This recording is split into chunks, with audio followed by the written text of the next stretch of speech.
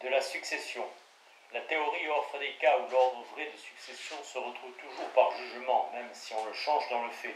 L'exemple le plus simple de ces suites bien déterminées est fourni par les nombres entiers. Et il ne faut pas dire que des connaissances de ce genre ne servent pas à ranger et fixer des souvenirs, car même des hommes peu instruits se servent des dates pour fixer l'ordre de leurs souvenirs. Il faut aussi bien distinguer la succession de la connaissance que nous en avons. Il est d'expérience commune que l'un n'entraîne pas l'autre. Il est clair que nos souvenirs, même assez précis, ne nous reviennent pas automatiquement dans leur ordre. Si je reçois successivement 3 dépêches n'ayant entre elles, par leur contenu, aucun rapport de temps, je ne saurai jamais dans quel ordre je les ai reçues. C'est pourquoi l'on adopte pour ces cas-là un numéro d'ordre, ou l'indication des heures, ce qui fait voir que l'usage des séries numériques pour fixer l'ordre de succession est d'usage commun, chose qu'on ne remarque pas assez. Je serais assez porté à considérer la succession définie comme le type ou le modèle de toute succession, et peut-être cette opinion prendra quelque évidence lorsque le rapport de la théorie à l'expérience aura été examiné. Toujours est-il que, dans le fait, les hommes discuteraient sans fin entre eux et à l'intérieur d'eux-mêmes sur l'ordre de leurs souvenirs s'ils n'avaient pas les séries numériques du calendrier. Il faut aussi distinguer la succession dans les choses et la succession pour nous. Le bruit du canon ne suit pas l'éclair du coup, mais il le suit pour moi si je suis loin. Seulement il faut dire que pour celui qui traite de la mémoire, l'ordre de succession dans les choses n'est pas le principal. Il n'est considéré qu'accessoirement lorsque nous n'avons pas d'autre moyen d'ordonner l'histoire de notre propre vie. Si je cherche maintenant dans notre expérience où nous pouvons trouver des ordres de succession invariables, j'en aperçois de 2 sortes. L'ordre des choses d'abord impose à nos perceptions une espèce d'ordre. Lorsque j'indique un chemin à suivre, je décris à la fois un ordre de choses coexistantes et une succession bien déterminée de perceptions. Vous trouverez d'abord une cabane, ensuite un carrefour, ensuite une borne, puis un chemin creux. À vrai dire, il n'y a plus d'un chemin pour aller d'un lieu à l'autre, et 1000 manières de parcourir l'univers. Parmi les choses coexistantes, rien n'est avant ni après, si ce n'est par rapport à un projet bien déterminé. Mais dès que l'on se donne un parcours et un sens du mouvement, l'ordre de succession se trouve déterminé, en même temps que l'ordre des choses coexistantes. Et lorsque je veux ordonner mes souvenirs de voyage, il n'est pas inutile de savoir que Lyon se trouve entre Paris et Marseille. Toutefois, la détermination de l'ordre de succession n'est précise que pour des mouvements simplifiés, le long d'une ligne continue sur laquelle on marquerait des points bien distincts. Cet ordre est analogue à l'ordre des nombres, avec cette différence que la succession est possible en 2 sens en partant d'un point quelconque. Mais étudiez cette espèce de voyage le long d'une ligne, vous verrez que la succession des points ne peut pas être intervertie n'importe comment. Il faudra toujours atteindre un certain point avant d'en atteindre un autre. Et selon mon opinion, cette espèce de voyage abstrait est aussi le type et le modèle de tout voyage. Dans cette étude de la mémoire, de quelque côté qu'on la prenne, on aperçoit toujours à l'œuvre la pensée réfléchie, s'aidant de ses formes et de ses notations propres, et je ne vois pas pourquoi l'on s'en étonnerait. L'autre succession est celle des événements dans le monde.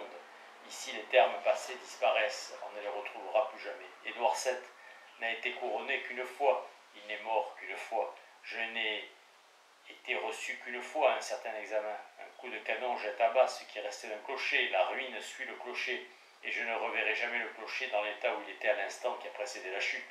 Sans doute il faut une longue expérience et des leçons d'autrui, et encore des idées auxiliaires pour connaître et reconstituer l'ordre des événements. Il est clair que chacun fait ce travail dès qu'il se souvient et qu'il argumente avec lui-même, invoquant à tort ou à raison le possible et l'impossible. Ici encore, un tracé simplifié nous est fourni par ces expériences de laboratoire que l'on peut recommencer plusieurs fois en remettant les choses dans l'état initial. C'est dire que l'idée de causalité est présente ici dans la succession comme vérité de la succession. Il arrive à chacun de dire « c'était avant la mort du président Carnot », car je le vis ce jour-là, ou bien c'était avant le baccalauréat, car j'étudiais dans un lycée à cette époque. L'art de vérifier les dates ne consiste qu'à rattacher les événements flottants à des successions fixes et bien déterminées, qui sont enfin celles des événements astronomiques. Et je crois que sans des secours de ce genre, nous serions dans le doute et sans remède au sujet des événements les plus importants de notre vie. Anticipons.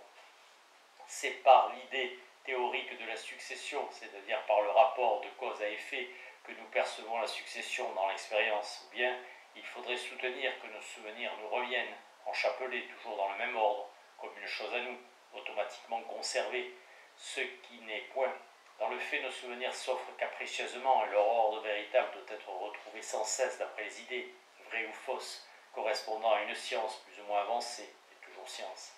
L'automatisme, entendez la mémoire motrice, nous fournit bien des séries auxiliaires, utilisées à chaque instant, mais il n'y a qu'un petit nombre dont nous soyons sûrs. Tels sont la suite des nombres, les jours de la semaine, les mois, les lettres de l'alphabet, les couleurs du prisme, les notes de la gamme, la suite des tons, les principaux faits de l'histoire. Mais la peine que nous prenons pour fixer ces séries et les reproduire sans faute fait bien voir que nous manquons d'une mémoire naturelle et toute instinctive qui déroulerait les événements passés dans l'ordre que nous les avons perçus. En somme, on peut dire que la succession pour nous est déterminée par la succession vraie et la succession vraie par l'idée de cause qui n'est que l'idée théorique de la succession. Ces idées importantes ne peuvent être éclaircies dans ce chapitre, elles devaient y être présentées. Note. Il me vient à l'esprit qu'il ne faut pas ajourner la fameuse question des idées innées. C'est le moment de la comprendre, c'est-à-dire de connaître la réalité de l'entendement. Par exemple, l'espace et le temps ne sont point des pensées arbitraires. Ce sont des pensées universelles, comme la géométrie et l'arithmétique le font voir. Quand on ne reconnaîtrait que ces deux notions, si l'on les connaît bien, cela fonde l'entendement et permet de comprendre l'admirable exception de Leibniz, le principe traditionnel nihil est in intellectu, quod non prius fuerit in sensu nisi intellectus ipse. L'intellect est inné, en ce sens-là formé avant toute expérience, et comme dit Kant, par lui-même législateur de la nature. Voilà qui est violent. Toutefois, Kant a dit et répété que toute connaissance est expérience, et c'est ce qu'il ne faut pas oublier, ce qui veut dire comprendre que les lois a priori des nombres n'empêchent pas qu'il soit impossible de former les nombres si l'on n'a pas des choses diverses à compter. Je dirais les lois a priori n'apparaissent telles que dans l'expérience. Je pense qu'un disciple un peu ingénieux arrivera à régulariser sa situation par ce moyen. Mais il importe beaucoup de comprendre pourquoi tant de braves gens ont tenu pour les idées innées ou contre. 2. Voici un aspect des idées innées et qui vous donnera une première notion de la métaphysique. En étudiant le semblable, nous avons vu naître la conscience de soi et ce que je pense.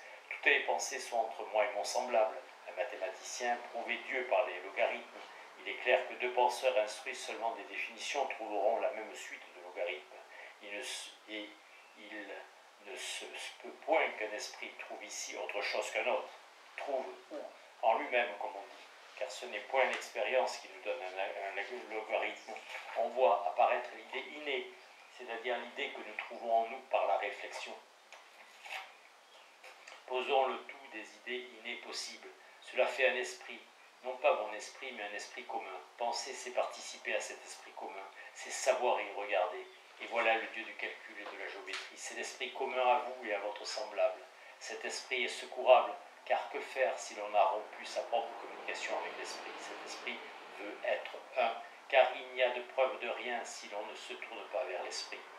Si l'on n'y croit pas, cet esprit nous inspire, comme on dit, des pensées plus ou moins heureuses, d'où l'on viendra aisément à prier l'esprit et à remercier l'esprit. Nous voilà dans les grands sujets et qui intéressent les hommes. De là vient que les idées innées font partie de ce que l'on nomme les bonnes doctrines. Entendez celles qui donnent espoir et courage à l'homme.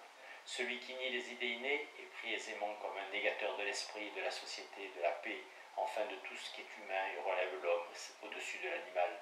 Encore peut-on concevoir des hommes pleins de foi qui voudront croire que leur chien ou leur cheval ait quelque rapport avec l'esprit commun, ce qui permet de faire conversation avec eux, d'où s'est élevée une dispute passionnée concernant ce qui est inné et ce qui ne l'est pas.